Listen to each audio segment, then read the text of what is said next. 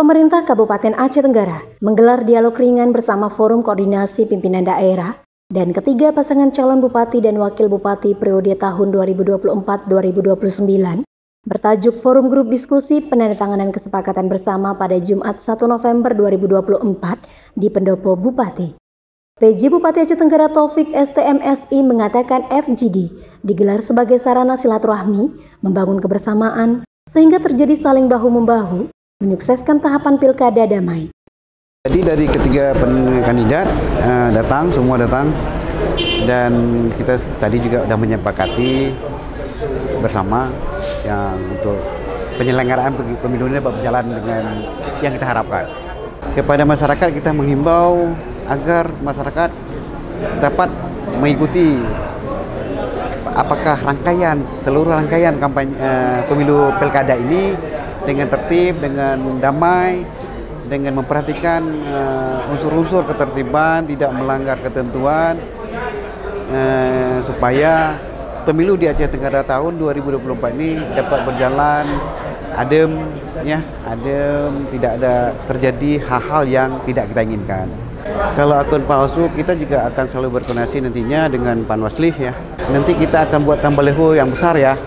Tadi sepakat dengan semua, dengan yang hadir, Forkopimda dan ketiga paslon, bahwa itu akan kita buat dalam bentuk besar, ya, akan dipasang pada tempat-tempat umum, supaya sosialisasi ke masyarakat itu tersampaikan.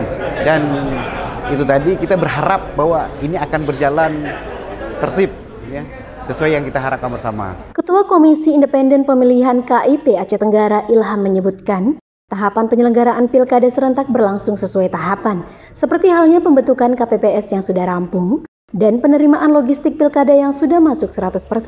Dalam waktu dekat, segera berlangsung debat kandidat yang diikuti dengan kampanye akbar pada tanggal 17, 20, dan 23 November.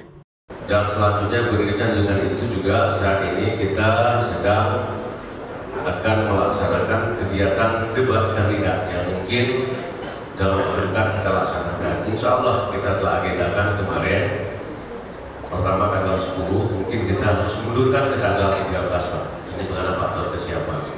Dan selanjutnya tahapan perekrutan KPPS sudah rampung Pak. Alhamdulillah sudah berjalan dengan baik.